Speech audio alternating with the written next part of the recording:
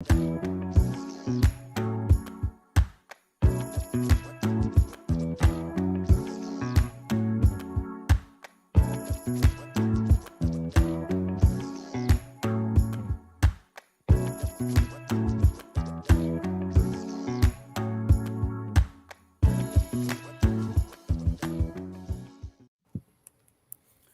is up, everybody, and welcome into Studio De Heffrey and every other studio that everyone else is in here. I'm Jeff Cavanaugh. I was going to say Jeff Cavanaugh from a certain place, but that's only for so long now after today's announcement that next Friday will be my last day at 105.3 The Fan.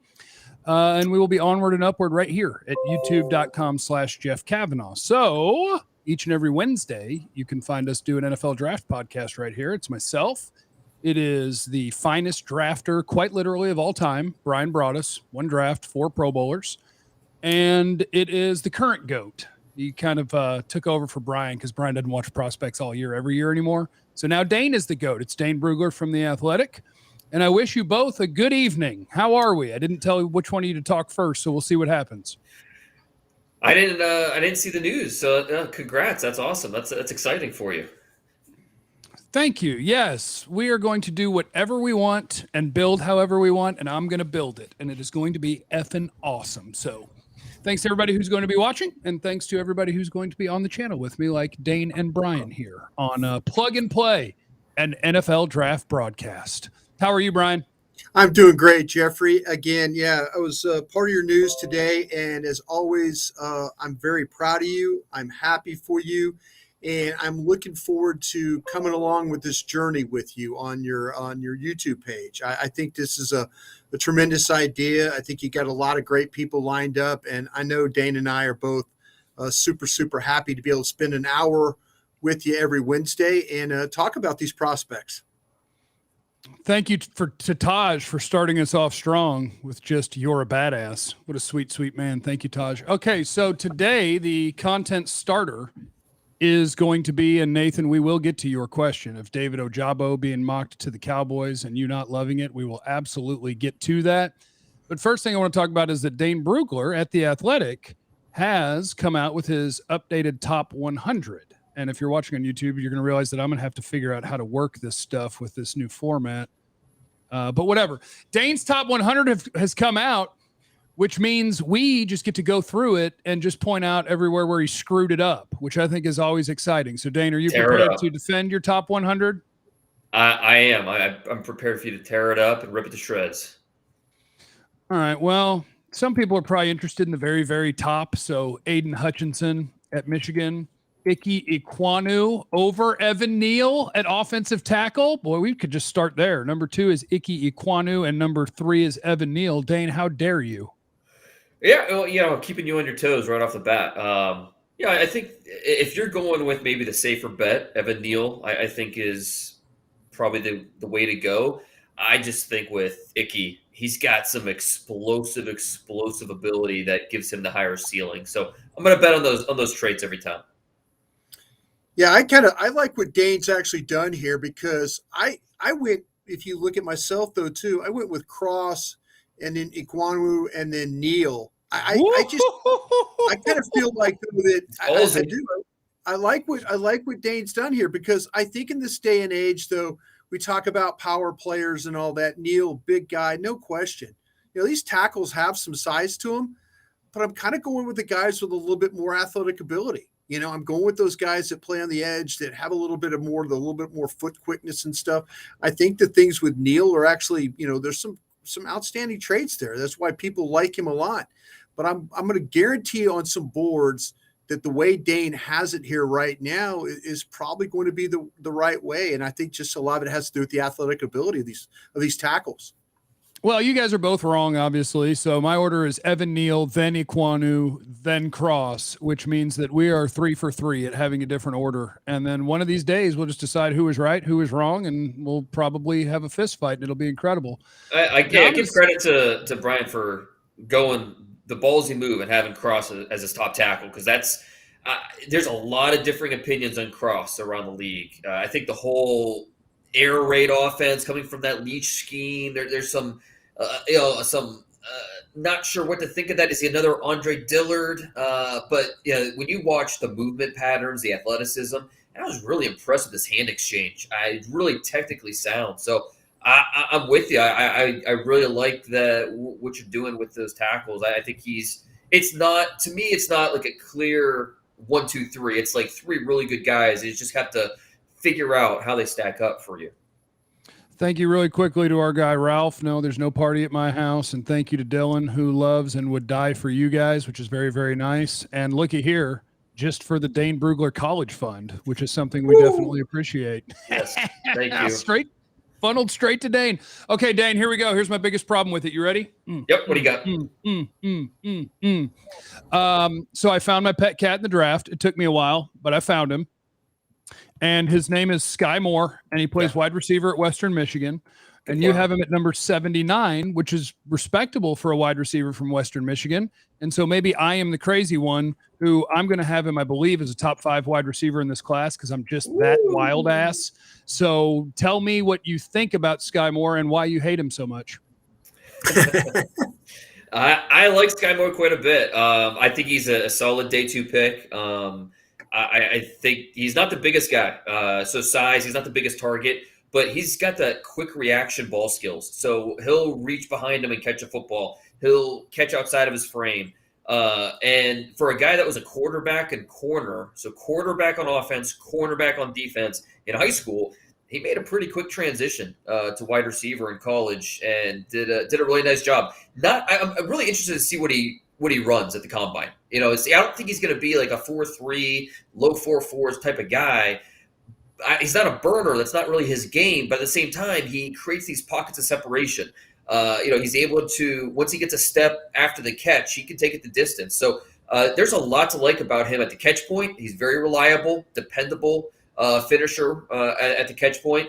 And then, he's a guy that with the toughness. That's what really stands out to me is his toughness. He can work the middle of the field. He can work underneath.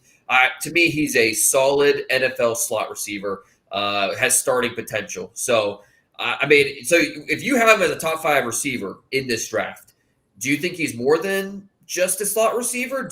Am I limiting him based off what I said? I think he could play any receiver spot. I do. Do I think that I would leave him in the slot? I do. But the issue is like some of the things that you just described where it's not a huge guy, but he catches it easily outside the frame and the quick reactions with his hands. I think his feet are the same way where it's getting off the line of scrimmage and it's creating separation. And I know their builds are different. Their size is different. Everything's different. But while I was watching, I was remembering Cooper Kupp because I think that's how he moves in terms of, is he a burner? No. But he plays with like this forward lean and sort of a herky-jerky, change direction at speed to get where he wants to go to. And after the catch, he's hell. And it's not like he's Kentucky's Wan'Dale Robinson, right? Where he's small, light, and like hyper quick. It's just decisive movements and then hard as hell to tackle one-on-one. And it's kind of thick, so he's powerful. So I know it's different height, it's different weight, it's different build, it's different everything. But watching him, I honestly thought of Cooper Kupp. Like, play him in that role, and I think that he's going to be awesome. So, Brian, who's right? Well, I actually went because I was curious about, because on the draft show yesterday, you made a very good argument for the player. I think you painted an accurate picture of the player. I was curious when I went back and watched, and I didn't see where you had a guy that was like the top 2 or 3 of the wide receivers. I really don't. I think he's going to be a slot only player. I don't think he's going to have outside ability very much. I do see the initial quickness off the line. I see the toughness. I see the ability to get in and out of the routes and stuff like that. I like the way he catches the football. I just think at 5'9", again, it's a very rare thing. I think of a guy like way back in the draft of a Steve Smith, when he came out of Utah, he was able to kind of go to the outside and stuff like that. And maybe that's your comparison, with you're talking about a quickness, a guy that could go make plays down the field. I just think he's going to be limited on the outside. I think he's an outstanding slot player. I reached out to several scouts like I do because I had questions about, I have questions about a shorter guy. And this league has kind of turned into, the shorter players are don't get just pushed down the board. I am not scared of short at all. I think that's a big part of the game now. Quickness and evasiveness. And you're right. But everybody that when I was asking about, because I was asking about Marcus Jones, the corner from Houston, and kind of got a vibe, and I said, okay, well, what about Skyy Moore from Western Michigan? And it was the same thing. It was good player, but everybody seemed to have him in, like we talk about that 3/4, maybe some more to 4 than to actual 3. So I kind of I understand where Dane has got this player, and I think it's more conducive to maybe where you have this player. Well, and just for transparency, whenever I do a board like this, I will share it with some of my buddies in the league and just get feedback. And I definitely they can be way wrong too. They can be way wrong too. No question. But where I had Skyy Moore was definitely higher than how any of them had him. So I don't think he's really viewed as, he's more viewed, I think, what Bryan nailed it, a 3-4. That's how the majority of, at least the feedback that I get, the guys that I talk, that's how they see him. Well, that's really exciting for me because this is going to be a big W. I'm really excited. No, absolutely. I'm really excited about this win. Yeah. Well, and I think Bryan's right, because especially when you watch him, how he's used at Western Michigan, they really didn't give him a chance to he wasn't giving him any targets down the field. I think it's like 86% of his targets were within 15 yards of the line of scrimmage, something like that. So I think he's a little unproven as a downfield threat, and that's something that we don't get a chance to see. And it's not that he can't do it; it's just that he wasn't asked to do it. But the toughness, the instincts that he shows, I'm willing to bet on him on day 2. I think he's a good player. Okay, we'll keep working through Dane Brugler's top 100. This is Dane Brugler from The Athletic, Bryan Broaddus from 105.3 The Fan. We'll keep working through the top 100, and I'll try to sprinkle in when you guys send in the super chats. So, Coach B, I'm going to rephrase your question and not make it totally Cowboy-centric, but thank you for the super. Is there a center not named Linderbaum that is worthy of a first-round pick? Is there a center not named Linderbaum that is a high chance that he's a step-in starter in the NFL? What does that position look like? So what point in the draft are we talking for center? Are we talking like second round, fourth round? I don't have a second-round center myself. I don't personally. I don't either. I got Lindstrom. I got Lindstrom. Dane, you can talk about Lindstrom or Parham or whoever. I know you you put Parham from guard to center, but I have those guys kind of like third-round guys. I think, to me, I don't have a second-round center right now. I'm more in that third-round range with those two guys. Who'd you say, Parham and who? And Lindstrom from Boston College. Oh, okay. I'm not big on Lindstrom, but I think he's a solid player. The guy that I hated leaving out of my top 100, Cole Strange from Chattanooga. Senior Bowl. Senior Bowl guy. I thought he acquitted himself very well. Guard, can play center. He looks like a guy that's going to be starting at some point early in his career, guard or center. So, and Cole Strange is a guy that somewhere probably third round, maybe goes to the fourth. Could be a steal at that point. Yeah, I haven't seen the particular player you're talking about there. I thought it was interesting. Here's Lindstrom. He's another left-handed center, so we saw that last year with Creed Humphrey and stuff. But he's not the same size guy. But I kind of felt like that, when you watch him, for a guy that's only like 303 pounds, whatever he is, he gets movement in the running game. I was kind of impressed with him. He could, the wide techniques and stuff like that. When we talk about the guys that play in that outside shoulder, the 3 techniques, there were times where he was able to get his head across those guys as the ball was going to the outside. I was kind of impressed with his athletic ability and how he was able to do that, and the help across the pocket. And, Clemson really tried to, they put a big nose over the top of him, and, he was able to handle that. And so I kind of said, well, if you can handle a guy on your nose in a game, especially a game against Clemson, I think you got a chance to play in this league. All right, you guys ready for one where you're going to have a good memory? This is from Preston. I appreciate it. He said, which top 3 picks and why? Treylon Burks in the first. Christian Harris, linebacker Alabama, in the second. Safety Kirby Joseph in the third. Treylon Burks, wide receiver Arkansas. Christian Harris, linebacker. Kirby Joseph, safety. Kenyon Green in the first. Texas A&M offensive lineman. Jaquan Brisker, Penn State, who I really like, safety in the second round. Wide receiver George Pickens, Georgia, in the third round. Or Nakobe Dean in the first round. The Georgia linebacker, Darian Kennard in the second. Kentucky offensive lineman. I'm going to say guard, but played tackle. Yeah. Wide receiver, Skyy Moore. Which one do you like the best? Burks, Harris, Joseph, Green, Brisker, Pickens, Dean, Kennard, Moore. Can you give me the Burks Harris one again? Who's the third Burks, guy? Harris, and Kirby Joseph, which I think is going to finish in third place for me amongst these. Yeah.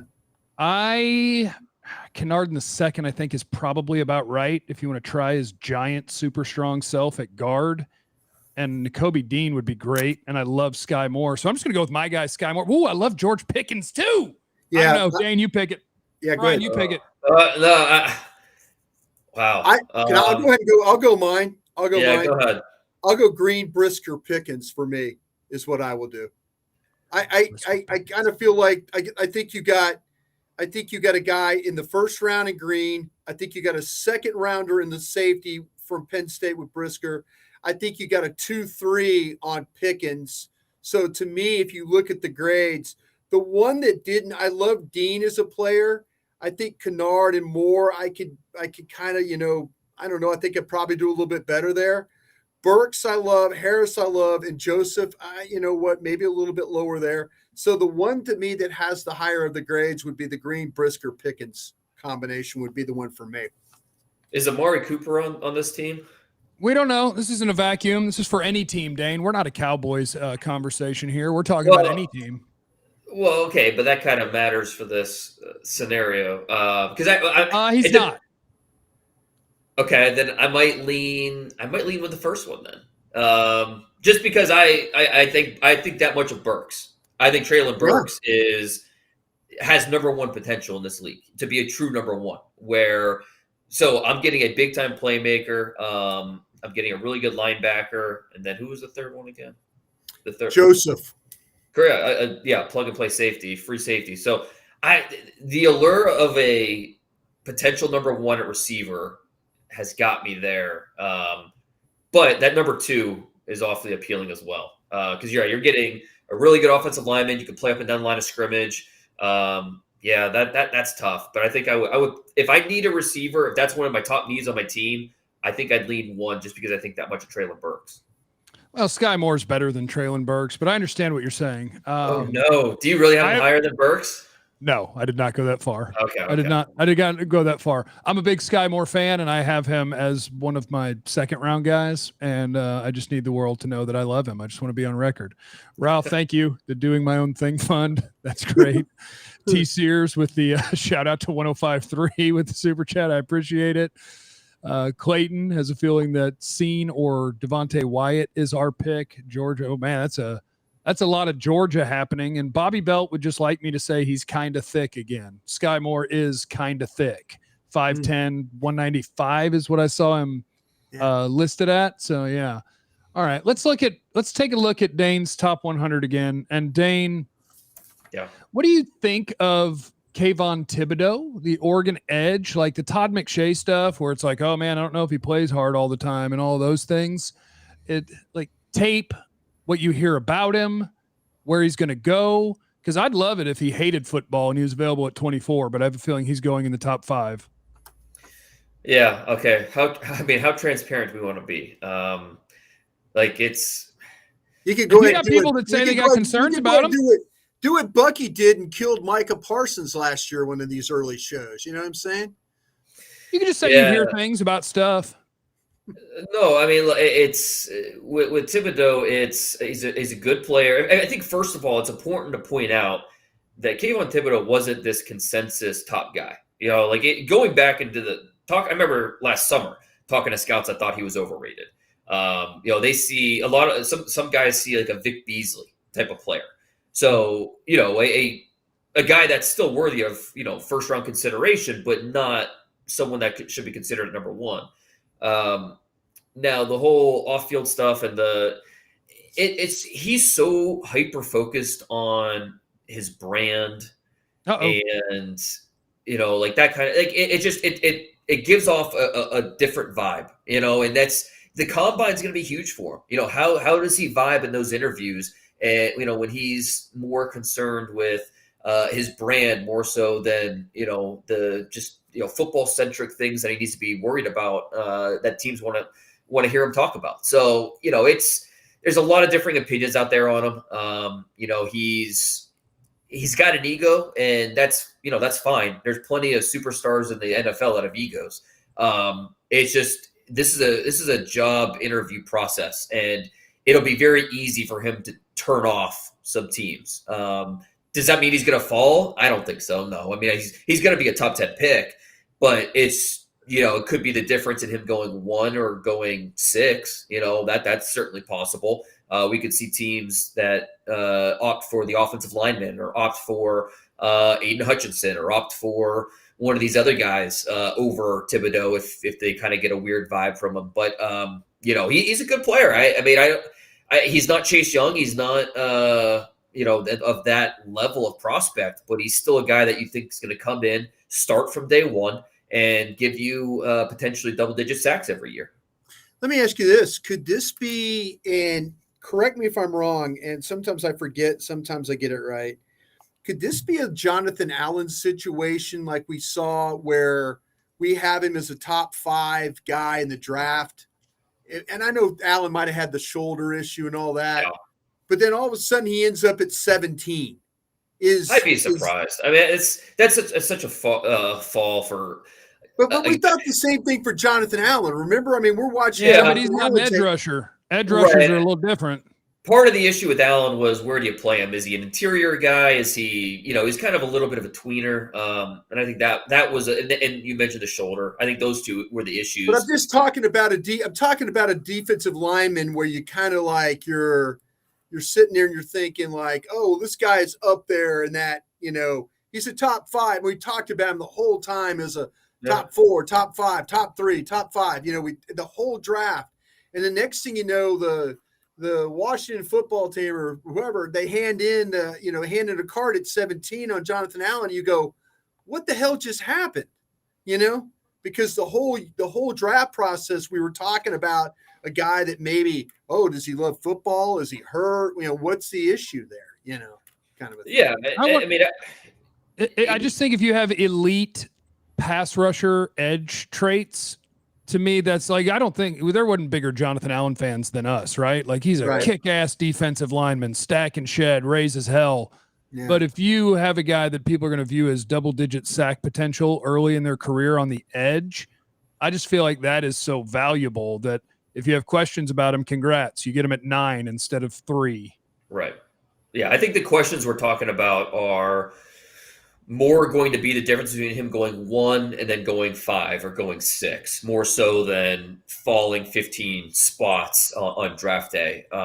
He's and I mean, if you watched during the national championship game when he was talking about Alabama and he's a very confident guy, but the arrogance will rub some people the wrong way, and it's not an endearing thing.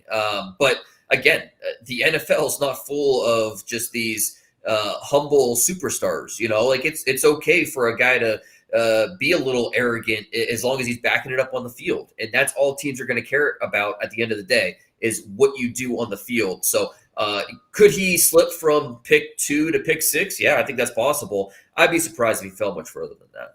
Deion Sanders is not humble, and that's okay. I will take it. John, thank you for the super here. And the gist of it is, if you had 4 picks instead of 3 because you had traded Amari Cooper and he got you a second-round pick and you end up with Kenyon Green, Jalen Tolbert, the South Alabama wide receiver, Chad Muma, and Kirby Joseph in the first 3 rounds, 4 picks, What are your thoughts? I don't even know how to begin to guess at Amari Cooper's trade value, but that haul sounds pretty good. What do you think? Yeah, I think the thing with Cooper is if somebody's not willing, and we talked about this. I think we talked about if you trade him, maybe you use him as value to move up. Maybe you use him instead of someone saying, you know what, hey, we don't want to give you the pick, but we'll give you the spots. Maybe that's the best way to attack this Amari Cooper thing. Because people, some people, like I say, we've seen teams they value picks. Some teams don't value picks. But I think that for the most part, teams are going to probably look at this draft and say, hey, I'd like to keep my pick in the second round if I could. So maybe you then use Amari to go up. That's kind of how I would feel like if I was, if I was somebody that was interested in Amari Cooper, I'd say, listen, I don't want to give you a 2, but how about if I let you come up and pick in my spot, and work it that way. I think that maybe you'd have more people that would be more interested in that than giving you a 2. Justin, I appreciate you in the super chat. He just said, thanks for the great work, guys, and that he's been following forever, which is lovely. And Maxwell, thank you as well, who wants to know about if Donovan Wilson's there, potentially J-Ron Curse. If you wanted to draft a safety, would it be more coverage, or what would that safety look like? And I don't know, you guys tell me if you disagree, but I think the world of the NFL is changing. And in that changing world, you'd almost have to be a blend of those things. Like, I need you to be able to cover. I need you to be able to play a deep half if I ask you to, and I need you to be able to tackle. So, if you find a guy like Malik Hooker doesn't just get to go stand in center field and see if you can find interceptions guy. You don't get to play that way anymore. But yeah, for the Cowboys right now where they are, I would imagine that coverage is going to be a priority because of what you have in that room right now. If that's the case for me, guys, again, and I've said this with you before, Jeff, on draft shows and on 105.3 when we worked together on that stuff, I really thought Dax Hill, when I first saw him play very, very, very early. Michigan. Michigan. And I go, this is Dallas's pick. In my mind, I said, okay, if they get wiped out with all these safeties are gone, and, I'm thinking, give me a guy that could cover, give me a guy that could play down, give me a guy that could tackle, give me an open field player. That's kind of what I thought. I thought that Dan Quinn would look at Dax Hill at Michigan and say, wow, I could do a lot of things with this type of guy. Let me ask you guys, who would be the better pick for the Cowboys at 24 between 2 Michigan guys, Ojabo or Dax Hill? I think Dax Hill would be the better pick, me personally. I have more questions about Ojabo as an end because I look at him and I'm like, there's so much rawness to his game that I would be really, really nervous. I think I could plug Dax Hill in right now and start and be just fine. I don't know if I could do that with Ojabo. I don't think I could. I guess, and I'm just going to throw it right back at you because I think I would take Dax Hill too because I'm more confident about what he is. And with David Ojabo at Michigan, like Dax Hill is a guy that can play the slot. I believe he can play a deep half safety. Like I think he can play anywhere in your secondary and contribute and be a good player. And Ojabo has 11 sacks on his resume. And I know that there's different people who disagree about this. Some people I know are really, really high on him. I am one of those guys that I'm watching him and I'm like, man, if you go down in and down out, I see your physical traits and I see your physical upside. And as a pass rusher, that's valuable. But like, just for instance, I will take George Karlaftis, the Purdue end, who play in and play out. I'm like, okay, I see what you got. Whereas Ojabo, it's like when it pops, it pops. Mm-hmm. And teams are going to be drawn to that. So where in your top 100 are we looking here, Dane? Do you have a preference on those guys? Ojabo, because just the pass rush potential is through the roof. I mean, he needs to get better as a run defender. There's no doubt about that. But for a guy that's been playing football for 5 years and really didn't play much in college, but before this season, as raw as he is and as little experience as he has, I was impressed by the natural pass rush instincts that he showed. Like, he's not just an athlete out there. I mean, there's nuance to what he's doing with some of the, the spin moves that he's doing and some of the setup that he's doing. So I'm very encouraged by that. And that's why I have him, I think, 14th on my top 100. 14th and 23 for Hill. Yeah, and Dax Hill, I think he's just a rock solid player who could do everything in the secondary. So, I mean, both these guys are first round picks and are going to be, I think, good pros. Me personally, I mean, if you see more value in the guy that's going to step in from day one and help your secondary, then I would certainly understand why you'd want to lean Dax Hill. If you're going for the better long term pick, I think it'd be Ojabo, just because I think he's just scratching the surface of how good he can be as a pass rusher. Dane's just here to fight. He doesn't want to agree with Brian or I ever. That's what he's here for. My top 100, I mean, I laid it out for you. There's 10 picks between them. How about let me ask you this: you got Walker at 7, right? Is 6? Six. That's the next one. I did. Sell me. Yeah, the thing, I mean, and I really, really do like the player. You're going in different air with me right now on that one. No, trust me. I'm very much higher on him than pretty much everyone, and he's fine your with Skyy that. Moore. Yeah, he is. You have Skyy Moore 6 too? Oh, okay. That's 6 overall. Yeah, right in front of Linderbaum and Dean. Sky high. So with Walker, another guy that's just scratching the surface with what he could be. Like at Georgia, in that scheme, they didn't let him let loose and rush the passer. I mean, he was playing a 5 technique. He's playing head up over the tackle. And I think that really helped develop him as a run defender. You see the length, you see the power. Give him a chance to line up outside and rush and get after the quarterback. And I think he could do it at a high level. And I've said this before, 3 years from now, get in our time machine. You tell me, if you told me that Travon Walker is the best defensive player from this draft, would not be surprised at all. I think he has that ability, if given the chance to be an edge rusher and show off that speed and that ability to drop in space, to get after the quarterback, to play the run. I don't know. I think all the traits are there for him to be an impact 3-down player. Is there any chance then, Dane, and I've seen people mock him to Dallas at 24. I've seen people mock him later. So he's going to be one of those guys as he's coming down the board that you're going to, on draft night, the first round, you're going to keep talking about him as the best player on your board, aren't you?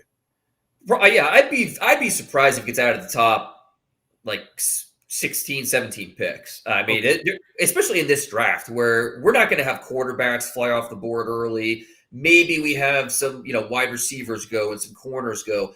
But defensive linemen with his traits, they don't last very long, especially in this draft. It's just not it's not a top-heavy draft.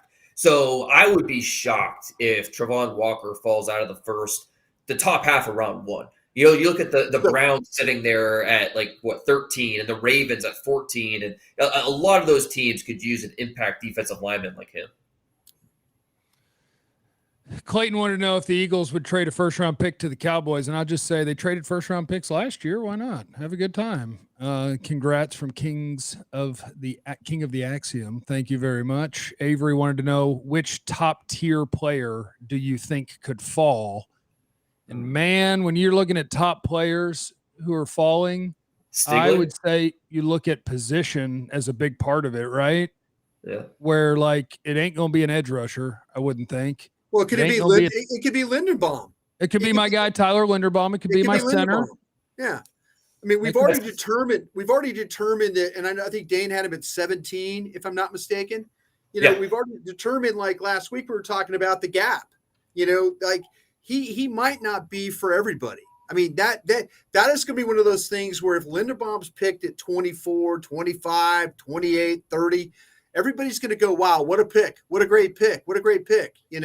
And that's cool. Now, Dane, let me ask you a question. I asked this question on the draft show yesterday.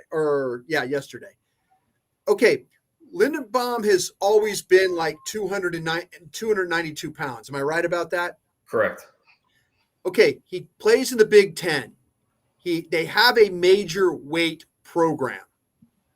Do you worry about him not putting on weight all his time at Iowa? Is that a legitimate concern? Right, I think he's tapped out. I mean, I don't think he's getting much bigger than he is right now. That's who he is, and that's part. That's why we're talking about Linderbaum potentially being there in the mid-20s, maybe into the 30s, because when you look at it, say you're doing a mock draft and you're trying to figure out where to put Linderbaum.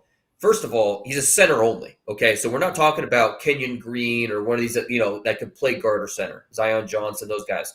So center only. So we're looking for a team that only needs a center, and then eliminate teams that aren't running outside zone. Because that's what he is. So you're eliminating all those teams as well. So all of a sudden you're down to like 3 or 4 teams where he could potentially be a threat, potentially be a pick there. So I think it's possible we see a free fall just because of he's only going to fit so many spots, and that's if everyone's on board with taking a center that early.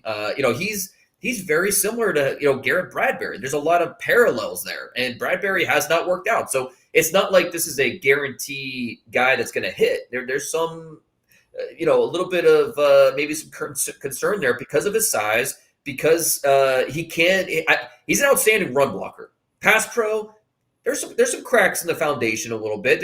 He's not a perfect pass protector. So, with Linderbaum, a really, really good player could absolutely end up to be one of the top 10 players in this class. But would it not a shock if he falls out of the top 23 picks? Juan wants to know if you're crazy, if you want to go best corner available, and just as happy to be here to support. Love you, brother. I think that actually fits in with a guy who could be a faller, right? Isn't Derek Stingley potentially based on I think he's number 10 or 11 or 12, maybe 12 on your top 100, Dane, where Derek Stingley, if he blows you away in an interview and you love his tape, like everybody's going to love his tape, Derek Stingley could be a top 10 pick easily. But could there be teams that, whether it's medical or interview with your questions about, how hurt were you? What's going on with not playing very much since your freshman year? I think he's kind of a wild card. Yeah, and during the interview process, if I'm a team, I'm challenging him. I'm saying, hey, why'd you quit on your team? I want to see the fire. I want to see, okay, you tell me. You had this amazing freshman season, and then, you're banged up a little bit and this and that. Okay. Sell me, tell me why I should be drafting you top 10, like your talent suggests, but do you have the competitive toughness? Do you have the durability? Can we rely on you? So there's a lot of things with Stingley that need to be figured out at the combine. If he tests how he's capable of, people are going to all of a sudden get right back on that bandwagon and say, okay, yeah, maybe he will go top 5. Yeah, I mean, here I am, the LSU alum, and and the national championship season, he was outstanding. I mean, there's no question about that. When things got a little dicey, he wasn't very interested in sticking around and trying to play. I mean, he got nicked up, he got hurt, and you talk about quitting on your team and stuff like that.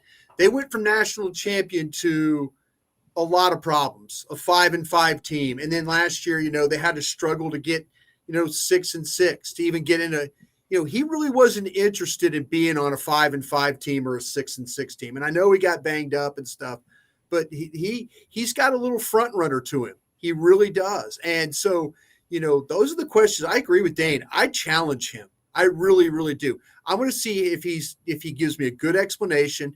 I'm really concerned about, though, with the doctors and what they say about him, because he's gotten season-ending injuries the last couple of times, but it wasn't like he was really interested in coming back. It was like, I see where this is going. And, I that's why, like, Gardner, I have Gardner over him from Cincinnati. I watch Gardner play, and he's tough. He covers, he tackles, he gets out. I mean, he gets after you. And I would feel more comfortable of having him than I would Stingley as my starter at that particular point.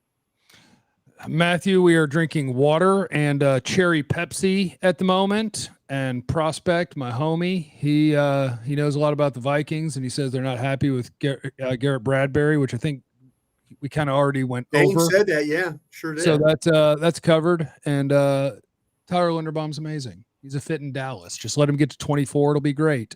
Nathan, is there a Taco 2.0 player in this draft? Dane, with your edge guys in your top 100, as you go down that list, and let me see if I can just name a few of the top ones. Obviously, it is Aiden Hutchinson is number 1 overall for you. Kayvon Thibodeaux at Oregon is number 4. Travon Walker is number 6 at Georgia. 14 is David Ojabo at Michigan. Jermaine Johnson's at 15 at Florida State. Let me go a couple more. Karloftis is 21 at Purdue. And give me one more edge. Logan Hall at 33 out of Houston, and Arnold Ebiketie at Penn State. Is there, I don't want to make it just a Taco question, because I feel like Taco was even on tape. Like, he was a run player who fell into some sacks and didn't really have the twitch or athleticism you're looking for in a pass rusher. Is there a guy amongst that group that you feel like is the least safe or comes with a good amount of risk? Probably Logan Hall, because he was a interior player mostly at Houston.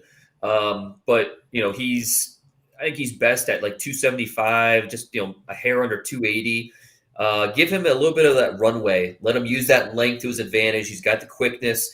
So I like him best on the edges, but it's a projection. He's still a young player. Really should have redshirted at Houston, but they needed him out on the field. You're betting on the traits with him, and I think that he's going to develop into a really good player. But there's a projection there, and I think that's where, if you're drafting him at, I think I have him at 32 or something like that. If you're drafting him that early, you're going to say a little bit of a prayer when you make that pick. I'll tell you a player that I kind of felt like had some Taco tendencies when I watched him play, and I didn't get I don't feel like I got a great feel on him, but maybe good enough feel, is this Isaiah Foskey from Notre Dame. I kind of saw he went back to school. Yeah, so. I saw a guy. What's that? He went back? Yeah, he went back. Okay, well, I did him really, really early. So, okay, yeah. Good. I thought he was coming out. I know, Dane, on the top 50 you had early, you sent me that he was possibly coming out. So, okay, I didn't circle back then. But if you want to watch somebody that, okay, I'm glad I know that now, because he made the right call, I thought, and went back to school. But yeah, you got a head start on him for next year. Yeah, well, I tell you what, though, again, you talk about somebody that's got an initial burst but really lacks that true edge speed. That kid's that guy. So, okay. And edge rusher this year, I think my top 100, I think it gives you a good idea of where the strengths are in this draft. By far, the most well-represented position was edge rusher. I had 17 pass rushers in the top 100, and I think it really speaks to the depth of this group. You just went through the first round guys, but we can go second round, third round. It's a really, really talented group. Maxwell has what I think is a great question, because I think a lot of people going into this season saw DeMarvin Leal at Texas A&M, the defensive lineman, as a guy who was being mocked as like a top 10 player. So when I turned on the tape, I got to be honest, I was expecting a dominant player, and I didn't see that. So thoughts on DeMarvin Leal, who, look, is he strong? Yeah. Is he athletic? Yeah. Does it show up all the time in football production? No. So what do you do with that in your top 100 and where you think that he will be picked? Yeah, 51. You got 51. Yeah, I struggle with him because I think talent's not really a question. He's got really impressive body control and fluidity for a 290 pounder. But where is he playing? Is he going to be? Are you putting him on the edge? Is he a 3 technique? I don't know. I struggle with him because I think you do see flashes of burst. You do see him move, and you're like, oh wow, that's how like a 240 pounder should move. But at the same time, you don't see the same type of power that you want to see from him. You don't see consistent pad level. You don't see hand technique. So I think it's more flash than anything else. And so no question about his just natural gifts. He has it. But strength potential. We're just talking about upside with him. Where are you playing him? Are you playing him inside? You playing him outside? You play it inside. He doesn't. To me, the problem is with him is I don't see him have that speed that again we were talking about to really turn the corner as an edge rusher. I just don't. I think I agree with you about the power. I would like to see him play with a little bit more knee bend because he gets a little tall. And then I the love that. blockers get underneath him, and then he has to fight with his power to try and get off the blockers because he's already too high. But, to me, I love the power and what we talk about with the versatility. I think he's a better tackle. I don't think he can play. I don't think he can play in. I wouldn't try him there because if you put him out there and say, okay, go rush the passer, I don't think he has that quickness to get around the corner and make that happen. Well, that's on tape. I watched DeMarvin Leal play the edge against Mississippi State, and that was easy money for Charles Cross. Yeah. Charles Cross did not have a rough time blocking DeMarvin Leal on what I was watching. We have a Cowboys trade question from Oswaldo. He's really trying to get the Jets number 34 and 38. Amari and our second for Mims and 34 and 38. Who says no? They do. It's just my guess. I have no idea what Amari Cooper's trade value is. I have no idea. $22 million player is a good player, but banged up sometimes. And the Raiders had questions about him, and the Cowboys were hearing he may be a cap casualty. I don't know what that value is. I have no idea. See, that's where I feel like that kind of like that he's the value to him is to make the moves. I don't think somebody wants to put a value on him as far is he worth moving up for spots? If you trade him to the Jets, absolutely. I mean, and these mock drafts, the first receiver that's mocked is always Wilson, and it's always at 10 to the Jets. If you told them, hey, we'll give you our pick at 24, let us move up to 10, us being the Cowboys, you've got an established receiver. You can maybe grab another skilled guy if you want at 24, to try and help things. But maybe people don't want to put a value on Amari Cooper, but I would use him as a ability to try and go up in a round. That's where I think he would help you the most. All right, time for Jeff to make some money. Thank you, Grant. You're a monster. I love you. Thank you to Dallas. You're a beast. I love you. Team Jeff. That's what I'm talking about. Hey, Jeff, is Skyy Moore your Darius Washington? Damn right he is. Get out of here with that nonsense about not loving my guys. Always be scared some from taking a D-end after passing on TJ for Taco, but what are the odds the Cowboys take a D-end like Walker and let Gregory go? Randy Gregory is going to be priority one this offseason. I don't see any way that he is not a Dallas Cowboy. He's going to be priority one, even if it costs you another player on your roster that they would like to keep. I think Randy Gregory is going to be priority one. We ain't going to have to worry about that. Yeah, I would also like to share with the people real quick, Brian. Yeah. Sponsorship came through. Hey! Sponsorship came through. If you like prop bets and putting things down on games and making life interesting, go to BetUS and use the promo code Jeff125. That gets you 125% bonus when you sign up. Jeff125 at BetUS.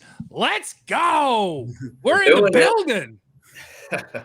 But we're only in the building if people sign up. So if not, that's cool too. But it would be much cooler if you did, if you're into that sort of thing. Jeffrey Fisher wants to know who are the long-armed safeties in the mid-rounds. I guess that's a Dan Quinn thing. You got arm measurements. How long are Kirby Joseph's arms? He's over 33.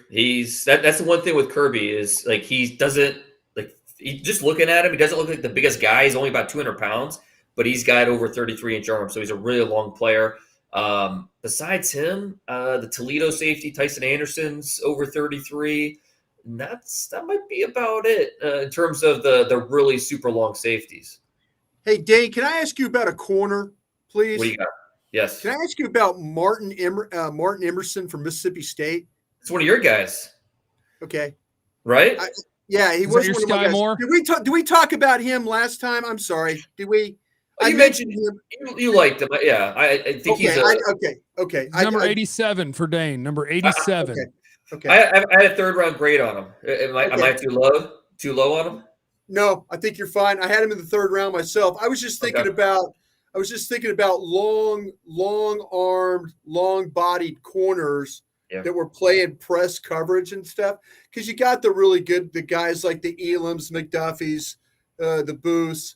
I was trying to kind of figure out a group about the Emerson, Gordon, Kendrick. I was kind of figuring out that group.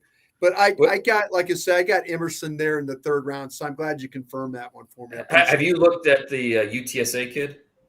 Woolen. Yeah, and I'll tell you what, that's Woolen is what. Yeah. Is that Tariq Woolen? Woolen. Yeah. Talk Yeah, about length. He's got length for I days. yeah, and I had him in that round below with Britt Taylor, for Okay. Nebraska, Yep. and then Woolen. That was kind of like a fourth round thing for me. Also had Marcus Jones, even though I've had all these scouts tell me the Marcus Jones kid from Houston, his tape is really, really fun. He's an outstanding returner. I am not going to sit there and shove him down in that fifth round like all these scouts. I think Bring me all your tinies. Yeah, I Bring think him. he's got. Well, if you're talking about Skyy Moore playing, Marcus Jones could play for somebody. I'm just telling you that. He is so twitchy. He's going to be a starting nickel in this league and be an impact return guy. And there's going to be a lot of teams saying, "Hey, we shouldn't have passed on him in the second or third round." Absolutely. Soto man, with the combine coming up, how do you suggest regrading players? Do you predict any changes to your top 100 based on athleticism concerns or questions? How much can you move a guy based on a combine? I think you can move a guy on a combine really on medical. I'm just going to be real honest. I've been trapped too many times now since I've been in the media side of things of doing this, that I have a player at a certain level and then you don't catch the medical. So to me, if somebody tells me, like, for example, has got a heart condition, spine problem, neck problem, shoulder problem, and stuff like that, I think that the film is what it is. Keep him where you want with the film. But if somebody says the medical is really a wreck on this guy, I'm dropping him around. I'm just not going to sit there and watch the draft and we all start to do this and go, oh, well, who's your best player? And it's some guy you have in the second round and you're there in the fifth round and you didn't know the guy had a bad toe or something like that. I think if you get the information, move the guy down in my case. And the combine's not supposed to be, we ran a 4.3. Okay, he's moving up 10 spots a month. No, that's not really how verifying, baby. Yeah. Right. It's a cross-checking exercise. If someone tests wildly different than you expect, then go back to the tape and figure it out. Maybe you watched the games where he had a bad hamstring. Maybe there's it's all so much context that's involved when you're scouting these players, and the combine it helps check your work. That's what it does. And so, there's plenty that we can learn from the combine. But if I had to guess, I would say my top 100, probably somewhere between 80 and 90%. Those are the names that are going to be on my final top 100. But I'm sure there'll be a little bit of fluctuation as we go through the rest of the process. All right. Dallas just wants Bryan to start his own YouTube channel. Chill out, Dallas. Just hang out here. Man, I'll tell you what. Thank you very much, but I am really, really super happy to be working with these two guys. I mean, I look forward to it. I love the draft shows on Tuesdays and Thursdays with Jeff. But this, to me, man, these are my guys right here. I really, really do appreciate getting to do this. D. Mitch wanted to thank me for my "What Energizes You" talk today when I announced that I was not going to be at the station anymore and that I'm following my energy, and you are welcome. And everybody here's had to do that at some point. Like Dane had to make a big leap and move a family. And like at some point you just got to do what you think is going to give you the best chance to be happy or whatever your goal is at the moment. So don't be afraid. I can't see it. The Rokerich, he just wants to know about kickers. Dane, have you ever scouted a kicker? Because I don't scout kickers. Just assume that if they made all their kicks in college, they're all right. Hey, Evan McPherson was my number one kicker in last year's draft. So we get lucky once in a while. What do you think about Cade York, the LSU kicker? Is he the top kicker this year, Bryan? Yeah, I tell you what, I love. I mean, Jeff would say, "Why are you asking all these questions?" That's what's with all the questions. What's up with all the questions? No, you know what? I haven't seen every kicker in the country. I just know that when it came down to making some really, really big kicks, I go back to the Florida game last year with Cade York and stuff and what he was able to do. The guy is consistent. He doesn't seem to be rattled. The kickoffs, everything about him is really, really good. I could see, here's another SEC kicker. He's an older guy. Absolutely. I think somebody will give him a shot. I think there are three kickers to keep on the radar: York, Dicker, the kicker from Texas, and then the Oklahoma kid. I think those three guys are worth keeping on the radar. James wants to know which O-lineman has the best hands to help out our receiving core. No one knows. I'd love to use Evan Neal in the red zone. He moves pretty well. Hey, what about the tight end? What about the converted tight end? Raymond. Yeah, what about him? I think you'd probably have to say he's probably got. Well, he might not have very good hands, but at least he's a converted tight end, right? Oh, he was a wide receiver in Austria. Yeah, that's how he came up. That's how he learned the game. So yeah. He'll tell you he's got good hands. Yeah, there you go. I want to thank BA for his contribution and support this evening, and I love you. You're the best. And I want to thank everybody for their support this evening and for being here and enjoying Plug and Play, an NFL draft podcast featuring myself, former draft man and scout and personnel man Bryan Broaddus, and the great Dane Brugler from The Athletic. Do you guys have anything else you'd like to share before we end this one? Well, I appreciate you guys taking it easy on my top 100. You didn't shred it too much, so I do appreciate that. We didn't get into quarterbacks, which is probably good for everybody's blood pressure. Well, and I'll be honest, I thought there were so many more things we could get into, including like some of the wide receiver rankings and the defensive tackle rankings. And the good news is there are more dates on the calendar. So I thought, you know what? Top 100s hold up pretty well. And there will be a Wednesday next week, unless Kyle Shanahan's right. We have no idea if we'll be here tomorrow. You know, that could be bad. But I'm anticipating being here next Wednesday, if you guys are good with that. I'll do my best to be here too, Jeffrey. Let's do it.